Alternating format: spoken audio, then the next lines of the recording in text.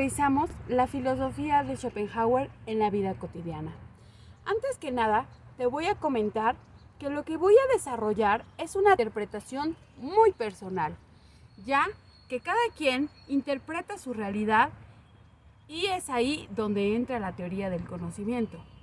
Kant argumentaba que la experiencia, los valores y el significado mismo de la vida serían completamente subjetivos si no hubiesen sido subsumidos por la razón pura.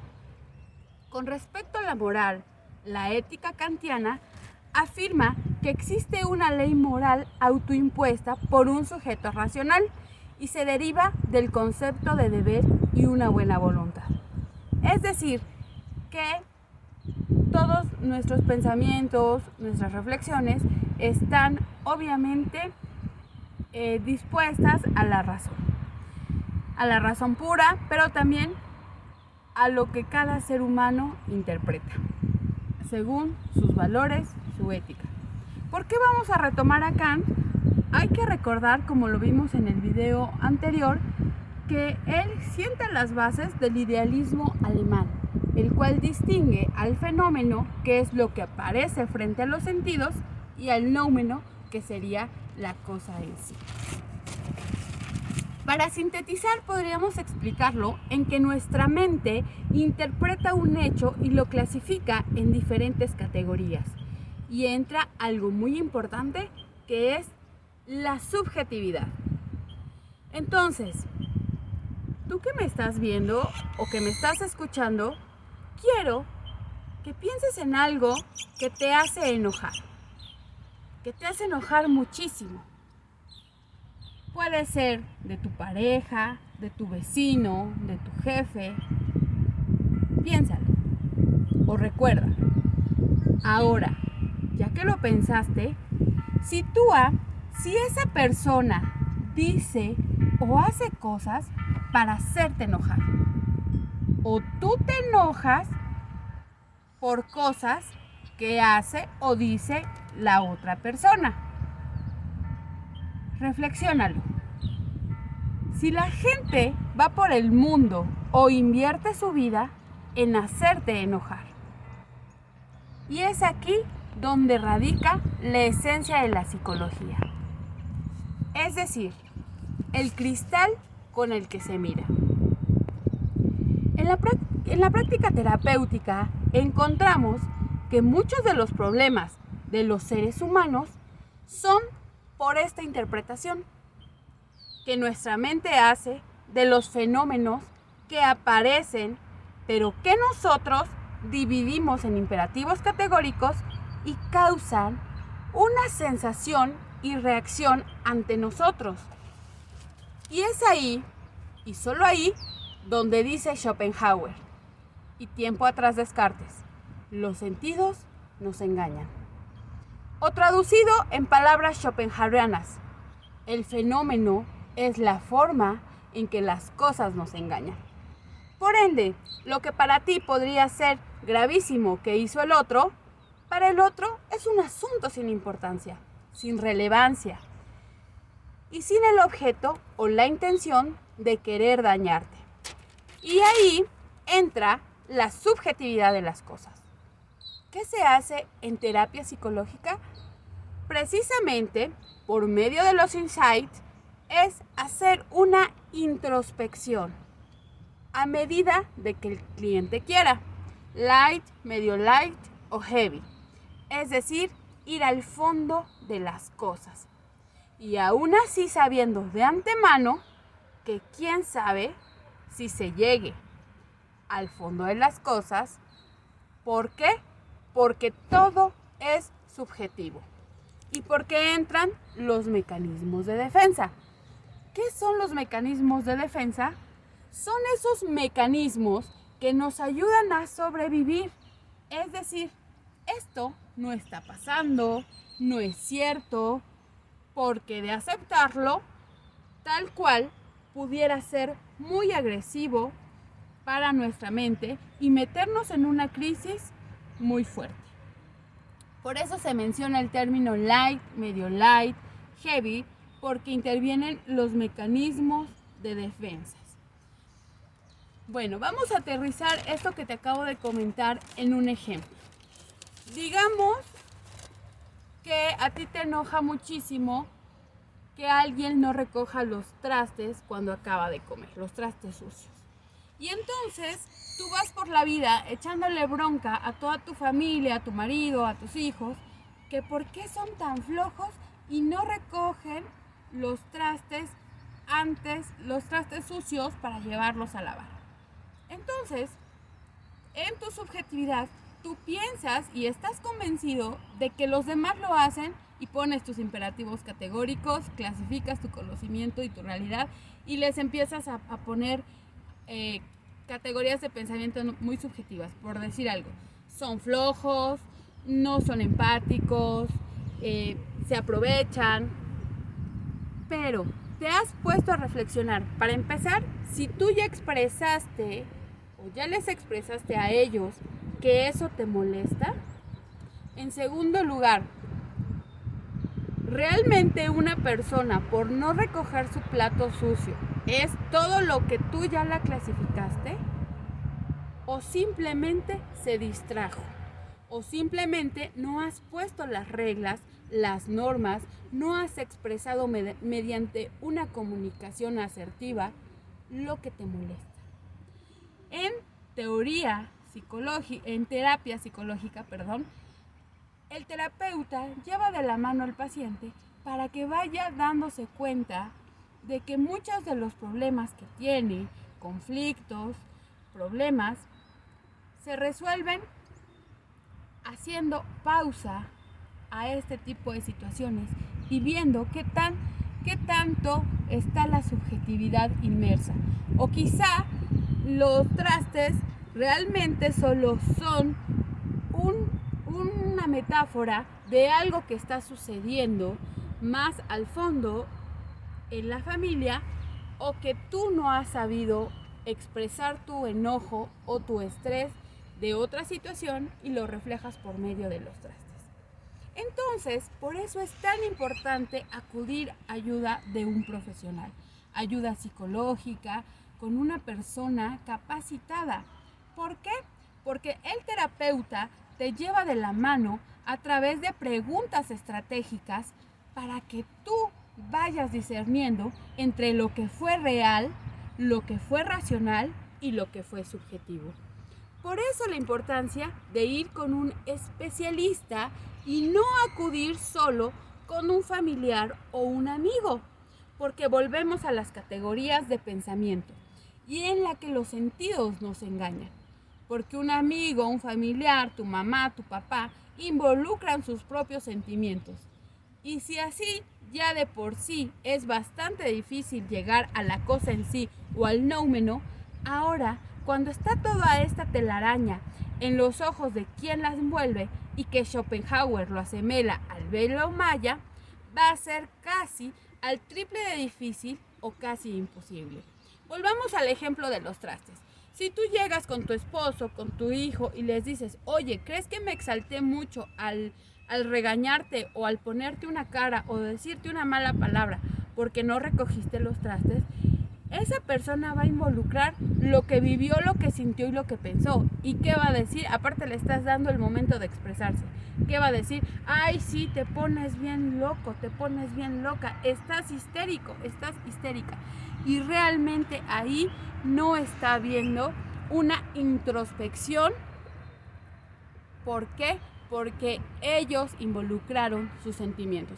Te estoy poniendo un ejemplo muy burdo, muy cotidiano, pero esto traduzcámoslo o llevémoslo a una relación laboral, a una relación de pareja, a una relación en donde una persona se puede llegar a sentir muy frustrada e incluso llegar al suicidio. ¿Por qué? Porque previamente no fue resolviendo esas cuestiones, no hubo una introspección adecuada, o a lo mejor llegó a una introspección tan fuerte que fue tan grande la realidad que no entraron los mecanismos de defensa. Por eso, en terapia psicológica hay estrategias para llevar de la mano poco a poco al paciente para que se vaya dando cuenta. Asimismo, hay estrategias terapéuticas para poder descargar en la ira, la frustración, en un ambiente seguro y cómodo como es un consultorio.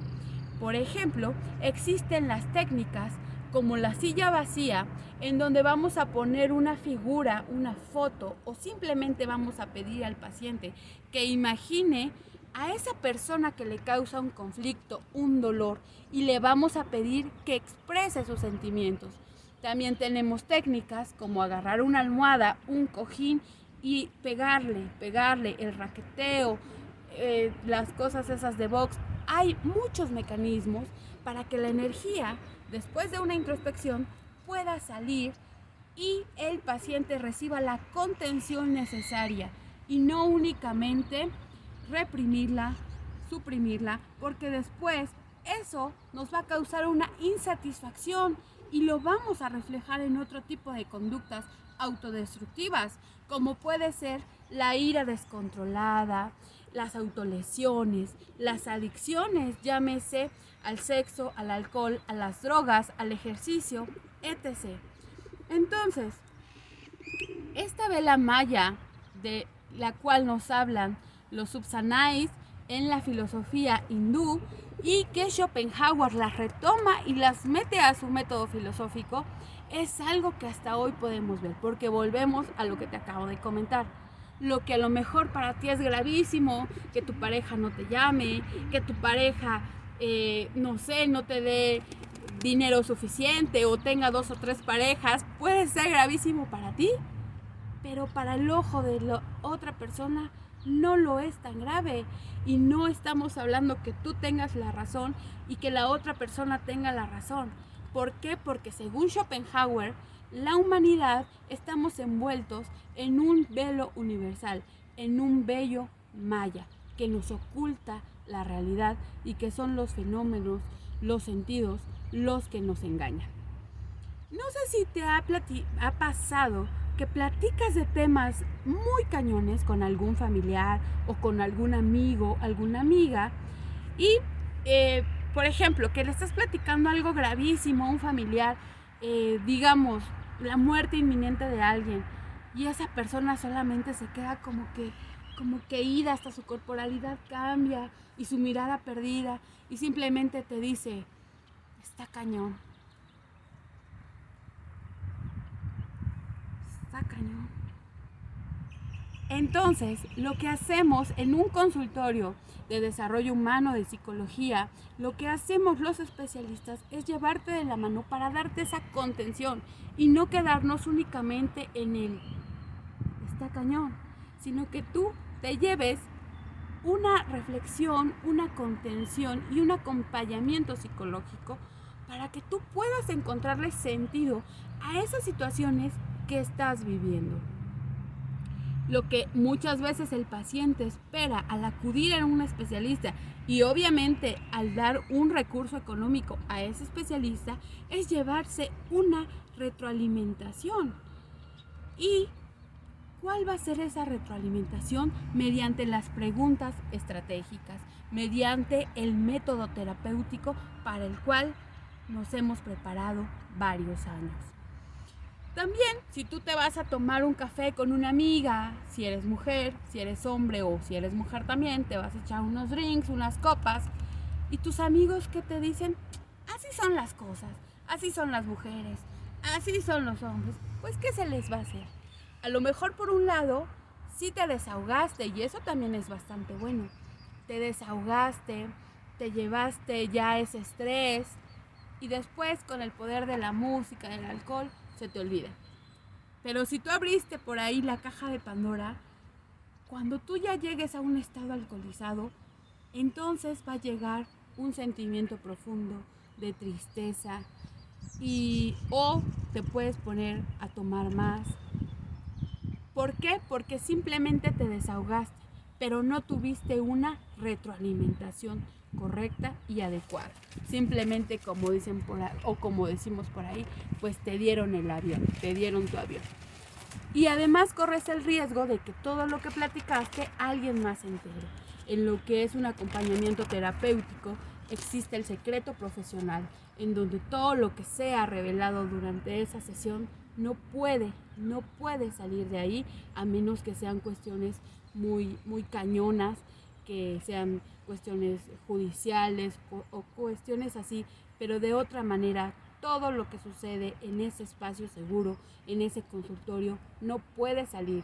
No digamos que no sucede, porque hay mucha gente, recordemos, sin ética, sin valores, y que sí, el paciente se da la vuelta y van y lo cuentan o lo platican, y eso está prohibido por el código ético. Pero bueno, esto que te comento de la retroalimentación también es conocido como los insights, o en palabras más comunes, que te caiga el 20.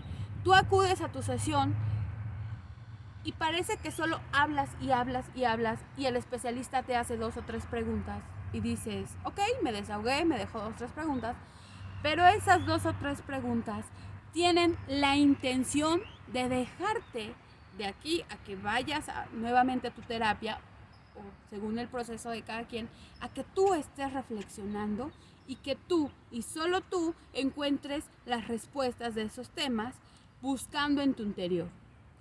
¿Y por qué tú y solo tú? Porque ahí van a entrar en juego tus vivencias, tu niñez, tus valores, tus cogniciones, tus imperativos categóricos, tu voluntad, tus mecanismos de defensa, tu yo, tu ello, todo. Por eso, no es una chamba fácil de un cafecito o un drink o está cañón. Es todo un proceso en la que vamos a asimilarlo. Imagínate, o cierra los ojos o recuerda cuando tú pasas por un terreno baldío y alguien llega y compra ese terreno. ¿Qué es lo primero que hay que hacer? Deshiervarlo, limpiarlo, emparejarlo. Después vamos a rascar y hacer cimientos. Esos cimientos son algo parecido a la niñez. Freud menciona la importancia de la niñez como esos cimientos en la vida del adulto. Por eso, por ejemplo, si hoy en día somos bebedores compulsivos, fumadores compulsivos, adictos al juego o alguna otra actitud que estemos tomando, puede que tenga su raíz en la infancia. Entonces, ¿qué se hace en un consultorio de psicología, de desarrollo humano? Vamos a ir a la raíz de las cosas, vamos a ir a esas bases, a esas construcciones, a lo que Kant mencionaba, el noumeno. Él decía, vamos al noumeno. Los griegos le llamaban a la esencia de las cosas. Schopenhauer lo llama voluntad, pero sobre todo Schopenhauer, por eso es como los antecesores de Freud, porque él nos habla de echarnos un clavado hacia adentro, la introspección. Pero, por ejemplo, el terapeuta, el consultor, pues no estuvo contigo en tu infancia, no sabe cómo es tu familia, no conoce a fondo, solo sabe o interpreta lo que tú le comentas en el espacio terapéutico. Por eso tú y solo tú debes encontrar, rascar y encontrar las soluciones que a ti te hagan bien, que a ti te hagan sentir tranquilo. Vamos a ver también algo muy importante que se llama el sistema de creencias. Cuando nosotros somos pequeños, nacemos en una familia que esa familia tiene un sistema de creencias y nos los introduce como un chip, o traducido en otras palabras, nos educa bajo ese sistema de creencias. Llamémosle valores, ética, religión, educación, familia, lazos familiares. Todo eso entra en juego. Por eso, la finalidad de una terapia, de una consulta, es hacerte preguntas para que tú encuentres la verdad de las cosas, tu verdad, tu noumeno, tu esencia, tu fluir, y vayas desechando esa hierba mala a la cual hemos asemejado a este terreno baldío. La vida sería más fácil sin toda esa paja que le compramos en algún momento de nuestra vida a alguien más. Vamos a aclararlo esto, lo volvemos a asimilar nuevamente con el velo maya. No es que A tenga la razón o no es que B tenga la razón, sino que es a veces nuestro sistema de creencias, el cual choca y hace una disonancia cognitiva. Es decir, si a mí me dijeron que una mujer no dice malas palabras, pero yo me siento bien diciendo malas palabras y yo escucho que toda la sociedad dice malas palabras, pero en mi casa ni se me ocurre decir una mala palabra, ya me gané que mi mamá me deje de hablar o mi papá, o una cachetada si soy un menor o una persona en edad de estar en casa. Entonces estamos encontrando que la cuestión que está afectando es el sistema de creencias. Y ahí es donde surgen todas las guerras, los desacuerdos. ¿Por qué? Porque no nos damos cuenta que todos somos lo mismo. Decía Schopenhauer, la voluntad es universal, la voluntad nos domina a todos. Todos estamos regidos por la voluntad.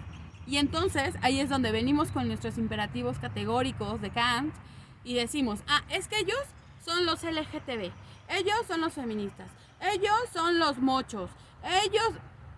Espérame, todos somos seres humanos, todos tenemos la misma esencia y la misma voluntad. En donde cambiamos es en nuestra educación que se nos fue impuesta mediante un sistema de creencias. Bueno, ahora vamos a irnos un poquito al oriente. ¿Por qué? Al oriente del mundo, porque Schopenhauer, este video hay que recordar es cómo aplicamos la filosofía de Schopenhauer en la vida cotidiana. Vamos al oriente del mundo, donde encontramos religiones como el budismo, el cual es la cuarta religión más importante del mundo, con más de 500 millones de adeptos. Son muchísimos. Y el hinduismo, que es lo que estudió Schopenhauer, la principal diferencia entre estas dos religiones es que el budismo es politeísta y adora más al Buda, y el hinduismo es no teísta, es decir, no se guía por un dios. Según la información que encontré en internet, realmente yo nunca he tenido la oportunidad de viajar al oriente del mundo, y si estoy equivocada, por favor házmelo saber en tus comentarios, ya que como en toda religión siempre hay muchas divisiones. Bueno, pero a lo que yo encontré e investigué en internet y es esto a grandes rasgos.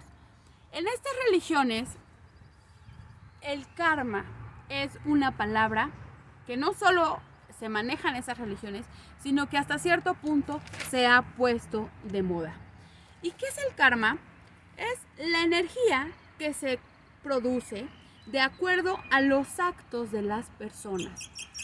Es decir, las consecuencias de todas las acciones que una persona desarrolla.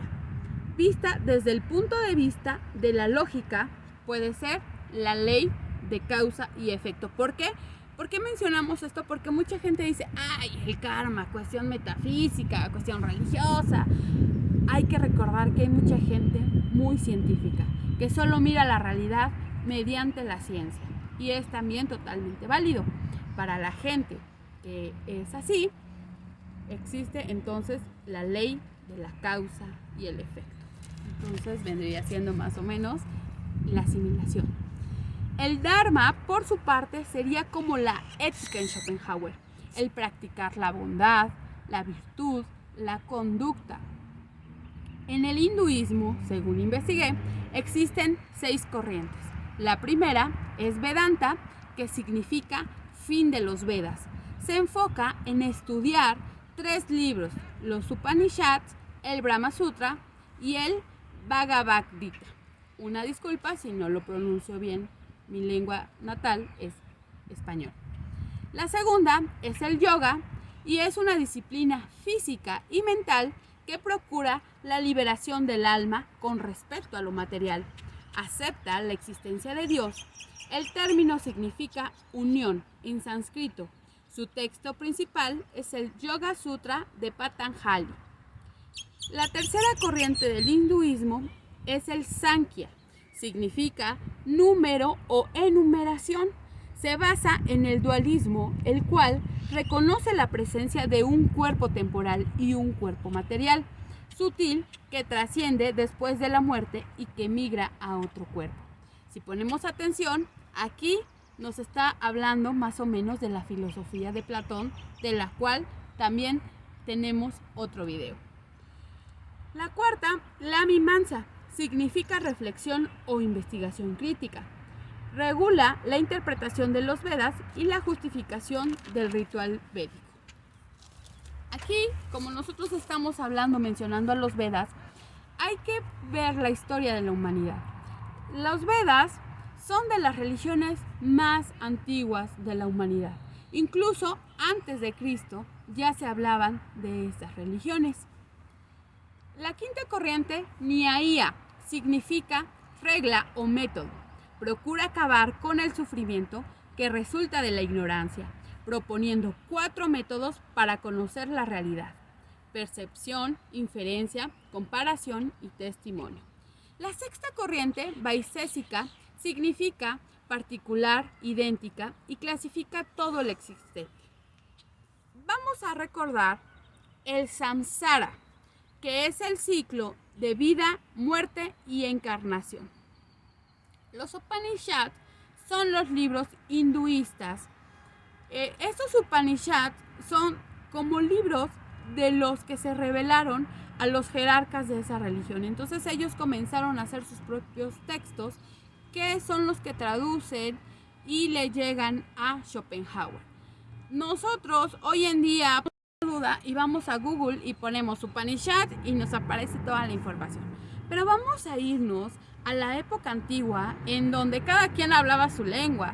Tú hablas alemán, tú hablas español, tú hablas francés, tú español, los hindús otra lengua. Entonces era realmente muy difícil comprender, estudiar, accesar a otro tipo de autores, y más si eran de países tan lejanos. Por eso el conocimiento era muy difícil de acceder, no cualquiera. Schopenhauer llega a estos textos gracias a la colaboración de Friedrich Meyer, quien lo introduce en estos textos, y él se queda impresionado porque él ya había leído a Platón, y entonces dice, esto se parece muchísimo a lo que había dicho Platón. Estos Upanishads representan una nueva cultura ante los Vedas y dan nueva pie a nuevas religiones como el jainismo y el budismo. Es decir, el budismo se deriva del hinduismo.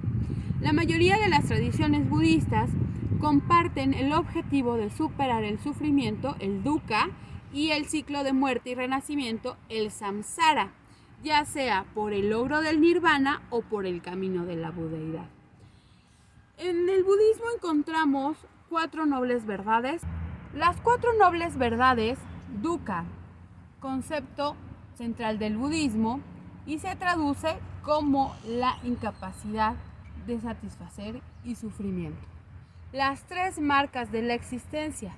El nacimiento es sufrimiento, la vejez es sufrimiento, la enfermedad es sufrimiento, la muerte es sufrimiento, separarse de lo deseado es sufrimiento, no obtener lo deseado es sufrimiento. Anhelamos y nos aferramos a situaciones y cosas impermanentes. Queremos alcanzar la felicidad mediante situaciones y bienes materiales que no son permanentes, y por tanto no logramos la verdadera felicidad. En segundo, el origen del dukkha es el deseo, el querer, el anhelo, la sed. El sufrimiento se origina en el ansia que causan los deseos, los sentidos o el placer sensual. Hay 3 formas de anhelo: anhelo de placeres sensoriales, anhelo a continuar el ciclo de la vida y muerte, y anhelo a no experimentar el mundo y sentimientos dolorosos. Creemos que algún acto, logro, objeto, persona o entorno nos llevará a la satisfacción permanente del yo, cuando el yo en sí no es más que una fabricación impermanente de la mente. El apego y el anhelo producen karma que nos ata al samsara, la ronda de muerte y renacimiento. La tercera verdad. Existe un cese de dukkha llamado nirvana. El sufrimiento puede extinguirse cuando se extingue su causa. El nirvana es el apagar de nuestras vidas en samsara, tal como una llama de vela se extiende en el viento, da fin al renacimiento. El budismo prescribe un método o camino con el que se intenta evitar los extremos de una búsqueda de satisfacción por un lado y de mortificación innecesaria por otro. Este camino comprende la sabiduría, la conducta ética y el entendimiento o cultivo de la mente y corazón. Por medio de la meditación, atención plena y consciente del presente. Se requiere método y disciplina para eliminar la ignorancia, el anhelo y finalmente dukkha es el camino de la sabiduría, la ética y la meditación, expuesta de manera detallada en el noble camino. La cuarta noble verdad. Existe un noble camino octuple para lograr este cese. El método para extinguir al sufrimiento. Comprende la sabiduría, la conducta ética y el entrenamiento o cultivo de la mente y corazón. En los primeros textos budistas es el estado de moderación y autocontrol lo que lleva al apago y al final de los ciclos de sufrimiento. El nirvana se describe principalmente como el estado de completa liberación, iluminación, felicidad suprema, dicha, liberación intrépida, permanencia, insondable e indescriptible. Un concepto es el de naturaleza del Buda. Todos los seres sintientes contienen un Tathagata como su esencia, núcleo de la naturaleza interior del ser. Para esto, Schopenhauer sostuvo que mediante la introspección era posible acceder al conocimiento esencial del yo. Para Schopenhauer, el deseo humano era algo inútil, sin dirección, y aun cuando el hombre consigue mitigar o escapar del sufrimiento, termina por caer en el vacío del aburrimiento. Schopenhauer reconoce tres alternativas que jerarquiza para la aniquilación de la voluntad. Autonegación del yo mediante una vida ascética. La segunda, la contemplación de la obra de arte. Y la tercera, la práctica de la compasión como piedra angular de su ética. Agujero de gusano. Vamos a hablar vamos a asimilar una manzana y vamos a imaginarnos que dentro de la manzana hay un gusano. El gusano tiene dos modos para acceder a la manzana. La primera es desplazarse alrededor de la misma y la segunda es introducirse y traspasar esa manzana. Para Schopenhauer, ese es el agujero de gusano. Un agujero de gusano para Schopenhauer es un túnel que conecta dos puntos del espacio y tiempo o dos universos paralelos. Lo que entra en juego es un sentido interno, la autoconciencia.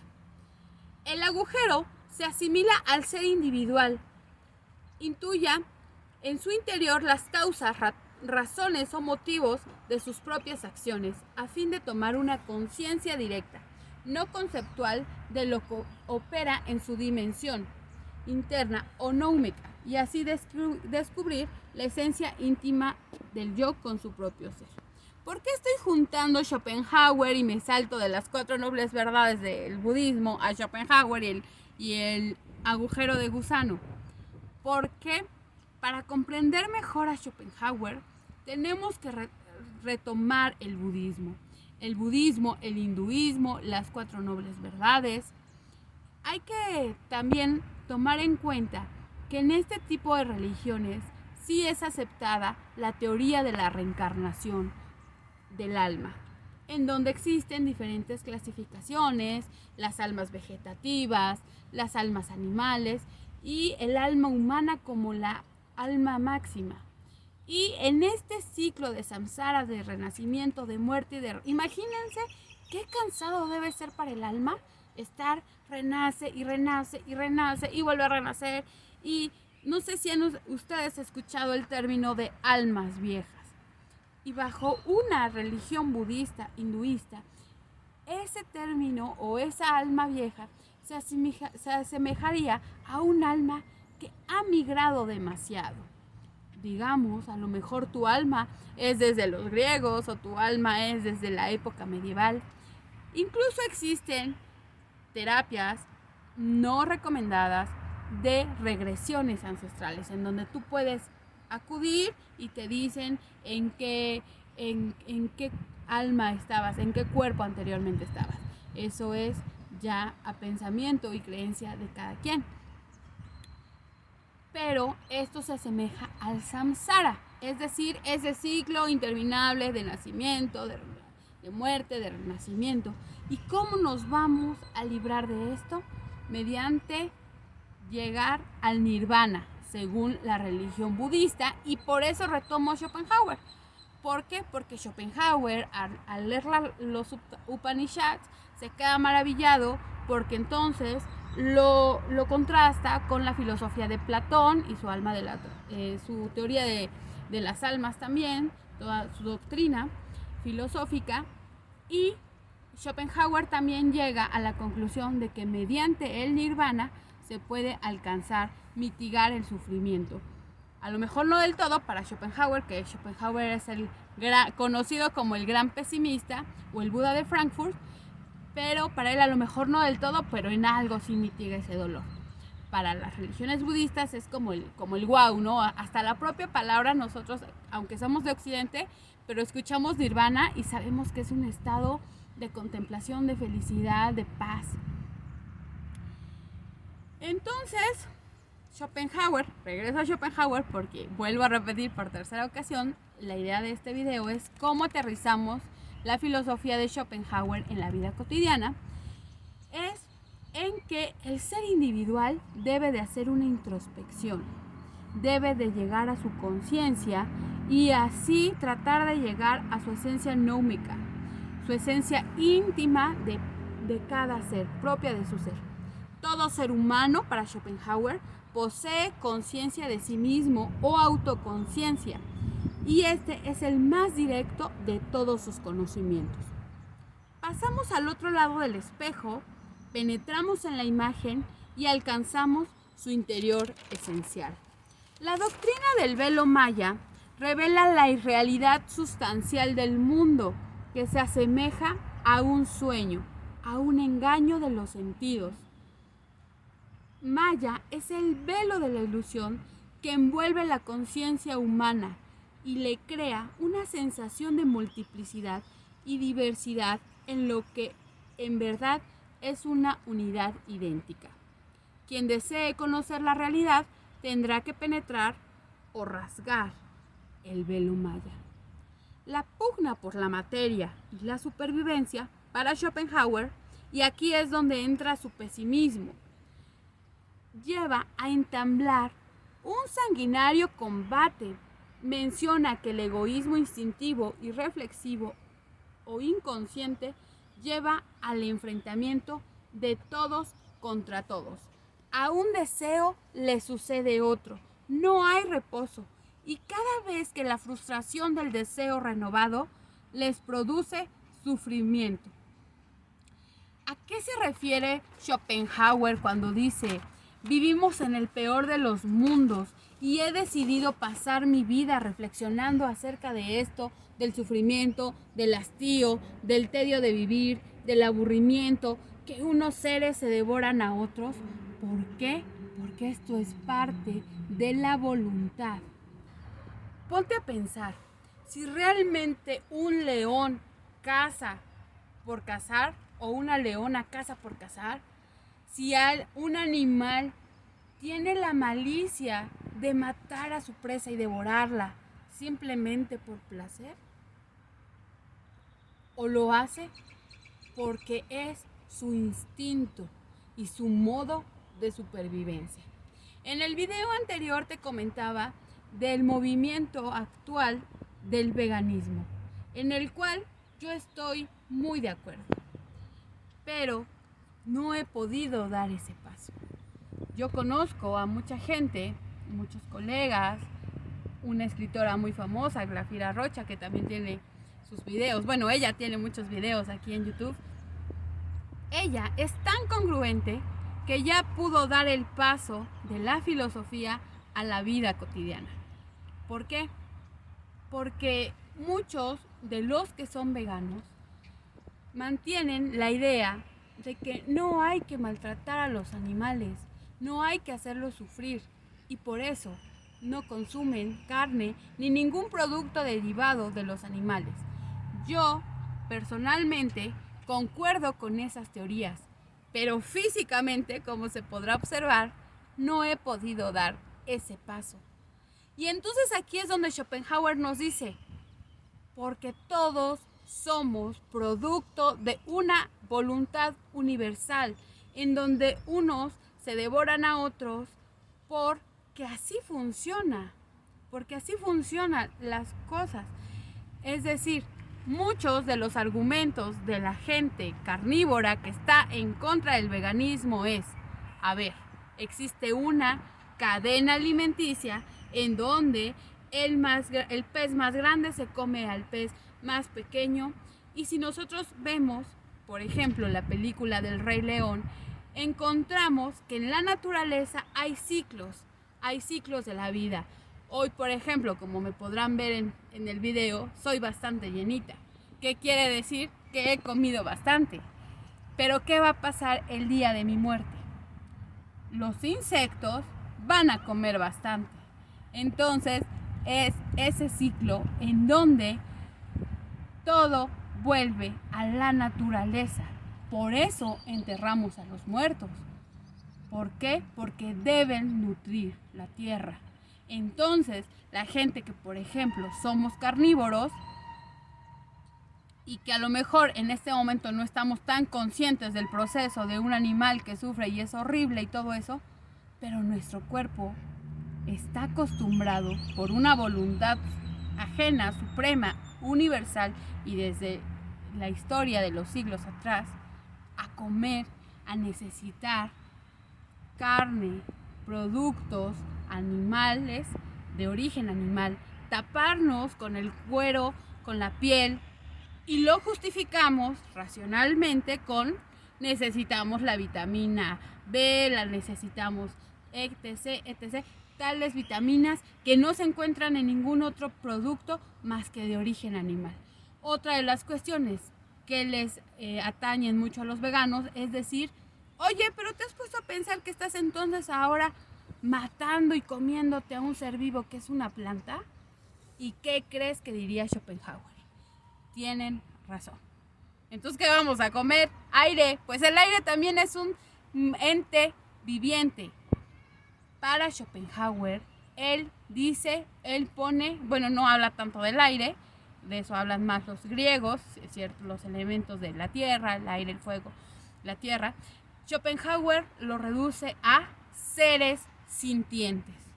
Entiéndase por seres sintientes, puede ser una flor, una abeja, un león o un ser humano. Entonces, para Schopenhauer hay que practicar, o cómo vamos a llegar a mitigar el dolor y el sufrimiento humano mediante la vida ascética, la contemplación del arte, siendo empáticos con el dolor ajeno, porque si alguien sufre dolor, tú en algún momento también puedes llegar a sentir ese dolor. Años más tarde, la psicología humanista y la filosofía humanista lo llamarán la empatía, o en palabras de Carl Rogers. Pero para Schopenhauer, el gran pesimista o el Frankfurt de Buda, el sufrimiento carece de justificación trascendente. Simplemente se da porque así funciona la voluntad universal. Pero dentro de la voluntad universal, el yo se puede distinguir mediante la autoconciencia, la vida ascética. Sé que este video ha sido un poco largo. Te recomiendo que lo veas en partes o que lo pongas mientras laves tus trastes, bla, bla. Pero es interesante y es bien difícil resumir la filosofía de este gran pensador, de Schopenhauer. O sea, yo te puedo decir que para mí es mi filósofo preferido. ¿Por qué? Porque todas las ideas que él nos dice, que él nos introduce, el sistema filosófico es bastante completo porque te habla de una metafísica, de una ética, de una teoría del conocimiento y sobre todo en mi área, de una teoría de la introspección, del conocimiento del yo y de la autoconciencia que años más tarde Freud va a retomar. Y ni qué decir de Friedrich Nietzsche. Lo que ocupa y mantiene en movimiento a todo ser vivo es el afán de existir, pero cuando este existir está asegurado, no sabe qué hacer con él. Por eso, lo segundo que mantiene en movimiento a todo ser vivo es el afán de liberarse de la carga de existir, de escapar del aburrimiento y del tedio. El aburrimiento lleva al hombre a refugiarse en la vida social. Schopenhauer muestra dos salidas al hámster de la rueda para que salga de la misma. Una es un oasis en medio del desierto, la otra un horizonte nuevo. El oasis sería la experiencia estética, mediante la contemplación del arte, la música, la pintura. El horizonte nuevo son la compasión y la resignación, la renuncia y la santidad.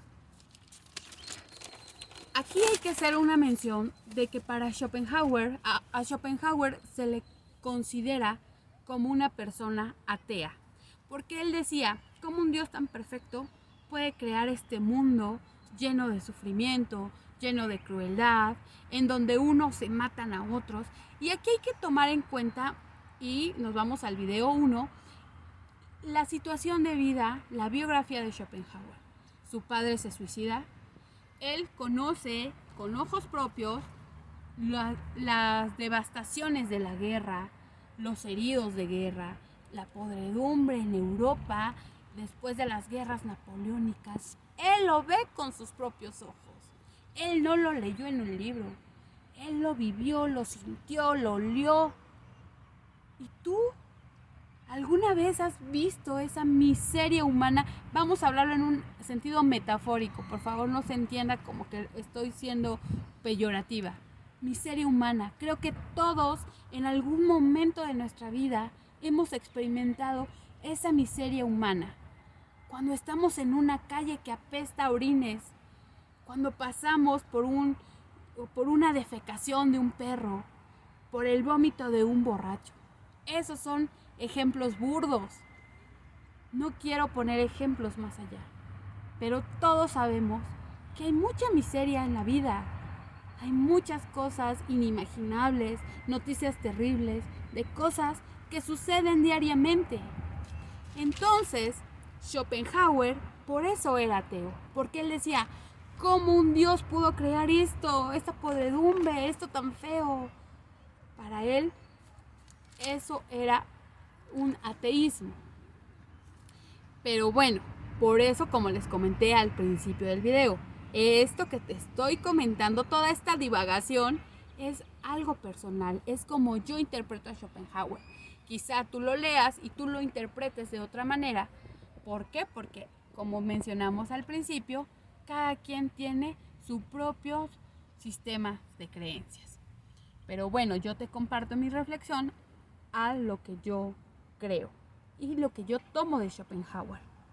El ser humano reflexivo puede descubrir la voluntad como esencia de todos los seres, como causa del sufrimiento universal. El ser reflexivo puede, gracias a su lúcida conciencia, apartarse de la lucha entre los seres individuales, dejar en suspenso el egoísmo, librarse parcial o totalmente de la ambición, de la envidia, del recelo. Ya casi para finalizar, todavía no vamos a finalizar este video, pero ya casi para finalizar, quiero compartirte unos textos que de verdad me encantaron, no supe cómo resumirlos y te los voy a leer. Todo era falso, error, mentira, aspirar, ambicionar, luchar, combatir. Ha habido malentendidos fundamentales de base que han hecho que todo el edificio de la vida individual creciera torcido. Desde el error innato de creer que la vida estaba obligada a satisfacer las expectativas de la felicidad, a considerarse alguien especial, a pensar que se tiene fuerza de voluntad, cuando lo que sucede es que se padece la fuerza de la voluntad. El hombre se ha equivocado por completo. Sería un hazmerreír de no ser por su situación trágica y desvalida. Lleva pegados a su espalda muchos monigotes de día de los inocentes, pero también carga con mucho sufrimiento y mucha culpa. La asunción de la pobreza, la castidad y el ayuno les permite arduamente doblegar la voluntad en su interior, derrotar el principio de individuación, el egoísmo, detener la oscilación pendular entre el querer y el hastío, dejar de causar sufrimiento y de cometer injusticia en el mundo. En vez de todo esto, asumiendo la abstención como principio vital del santo y el asceta, se puede alcanzar el nirvana de la espiritualidad oriental, la paz y la beatitud. La gran verdad fundamental que puede haber es la que contienen tanto el cristianismo como el brahmanismo y el budismo, la necesidad de ser redimidos de una existencia condenada al sufrimiento y a la muerte, y la posibilidad de lograrlo mediante la negación de la voluntad, es decir, mediante una posición decidida a la naturaleza. ¿De qué nos habla aquí Schopenhauer? Bueno, él, para empezar, ya nos describe lo que es la voluntad, una voluntad universal, pero ¿qué solución nos da para vivir una vida sin sufrimiento, con el cese del dukkha, según el budismo? Pues él, por eso, años después, Nietzsche dice, ¿de veras? Schopenhauer era todo lo que decían. Porque si tú lo ves, él te lleva a la espiritualidad. Aunque era conocido como un ateo, pero él te dice que una de las formas de lograr el cese del sufrimiento es mediante una vida de santo, del asceta, mediante el ascetismo. ¿Y qué es el ascetismo? El ascetismo es vivir una vida lo más sencillo posible. Si nosotros observamos otras religiones como el budismo, hay muchos monjes que están dedicados a orar y a ayunar. ¿Qué es ayunar? No comer, no tomar agua. En Occidente se han puesto de moda este tipo de prácticas y de religiones, sobre todo de prácticas, porque la religión es algo mucho más profundo, pero por eso vemos anuncios de mindfulness, mente consciente, mente plena, atención plena y consciente, yoga. ¿Por qué? Porque el ser humano está buscando desarrollarse, desarrollar su persona, calmar su cuerpo, calmar su voluntad, diría Schopenhauer, esa voluntad universal, esa esencia de todos los seres humanos como causa del sufrimiento. Entonces Schopenhauer nos sugiere un cese del sufrimiento. ¿Por qué? Porque diría Schopenhauer, ahí tú estás conociendo el dolor humano de la otra persona y tú puedes conectar con ese dolor, empatizar con ese dolor y ayudarlo. Más adelante también vamos a hablar de la logoterapia de Viktor Frankl, quien desarrolló ese método terapéutico después de sobrevivir a los campos de concentración de la Segunda Guerra Mundial y en donde él había perdido todo, hasta su esposa embarazada. Él era un psiquiatra, era un médico que tenía un estatus, un nivel económico bien, y de repente lo pierde todo, ve todos los horrores y él desarrolla la logoterapia. Entonces, el sentido de vida está, y a Schopenhauer que nos dice, la huida del mundo es mediante la vida ascética, mediante el cese de la voluntad, la doblegación de la voluntad. Y aquí te voy a poner un ejemplo que es cuando tú tienes sed. Piensa en una vez que hayas tenido muchísima sed. ¿Qué haces tú cuando tienes sed? Pues vas y compras un refresco o vas al garrafón de tu casa y tomas un vaso de agua. ¿Y si estás en un desierto y no hay forma de encontrar esa agua? Entonces, o bueno, no nos vayamos lejos, simplemente vas en la combi y no hay un acceso al agua y no hay donde la puedas comprar. Entonces, ¿qué pasa? Ok, tuviste sed, pero a los 10 minutos se te olvida. ¿Ok? Si tú satisfaces esa necesidad, puede que se te olvide. Si no la satisfaces, puede que a la hora y media te vuelvas a acordar. Oye, tengo sed. ¿Por qué? Porque el cuerpo tiene reservas de agua, reservas de alimento. Si pasa más de 6, 4, 5 horas, no nos vayamos tan lejos, 3, 4 horas que no has tomado agua, esa necesidad vuelve a resurgir. ¿Qué hace la persona normal, común y corriente? Va y toma un vaso de agua. ¿Qué hace una zeta? Ayuna. No voy a tomar agua. ¿Por qué? Porque está doblegando, según palabras de Schopenhauer, su voluntad. Entonces, si lo vemos desde otro punto de vista, es algo bueno. ¿Por qué? Porque aprendemos a dominar nuestros sentidos, aprendemos a doblegar nuestra voluntad y, algo muy importante, autocontrolarnos. El ejemplo de agua fue un ejemplo muy sencillo, pero ahora tradúcelo a cuando te enojas con el chofer de la combi porque no te paró en el lugar en donde tú querías, cuando te robó esa persona a quien le tenías tanta confianza y se llevó tu dinero, tus pertenencias, cuando una mujer o un hombre te engañó con otro y tienes ganas de quemarlo vivo, literal. Piensa en todos esos ejemplos. Por eso, los monjes tibetanos, la gente que hace yoga, que hace este tipo de disciplinas, tienen más autocontrol. Es lo que Schopenhauer asemeja a doblegar la voluntad. ¿Por qué? Porque mi voluntad inmediata es ir. Por ejemplo, si voy manejando y alguien me recordó a mi jefecita y entonces yo me siento molesta, por instinto lo que quiero hacer es también recordarle a su mamacita. O igual hasta más allá, ¿no? Y por eso hay tantos problemas. Tu voluntad o tus ganas, tu instinto, tu pulsión, quieren ir y desquitarse. Pero la gente que medita, la gente que hace yoga, los monjes tibetanos, ellos han pasado un proceso de doblegación de su voluntad. Y eso es lo que nos recomienda Schopenhauer en su filosofía y que es lo que retoma Freud en cuanto a las pulsiones. Bueno, Freud decía que tenemos un instinto al amor, al eros, al thanatos y un instinto a la guerra. Para Schopenhauer ese instinto al eros o al amor sería asemejante a la reproducción, a la pulsión sexual que se encuentra en los órganos sexuales para reproducción de la especie y que eso es producto de la voluntad de universal, de perpetuar la especie, valga la redundancia. Entonces, por eso Freud, años más tarde, retoma unas de las ideas centrales de Schopenhauer.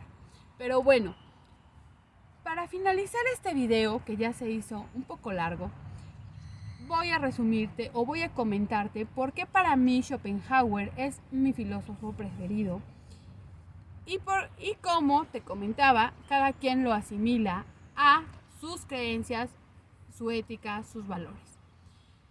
Aun que para Schopenhauer el mundo no podía ser hecho por una persona, un solo Dios, y hubiera creado este mundo tan feo o tan cruel, yo puedo decirte que bajo una ética cristiana o católica, el mundo está hecho para ayudarnos los unos a los otros, pero así como la vida tiene momentos muy felices, también tiene momentos muy duros y muy tristes, llenos de sufrimiento. Y ahí es donde comulgo demasiado con la filosofía de Schopenhauer y lo unifico con mis creencias y mi sistema de creencias en el Dios que yo creo, que es Jesucristo. Porque si nosotros nos compramos la idea del mundo feliz y cuando muchas veces tenemos dificultades es porque este sistema de creencias impuesto ante nosotros choca con una dificultad o una situación que estemos viviendo. Entonces, ahí entra una disonancia cognitiva.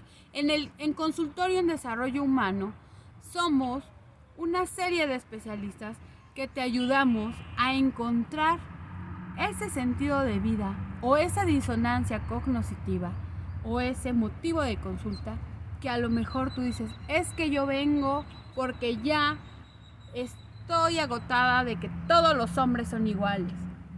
Y entonces, como decíamos al principio, si tú vas con un amigo o un familiar, te va a dar su perspectiva, su velo maya, diría Schopenhauer.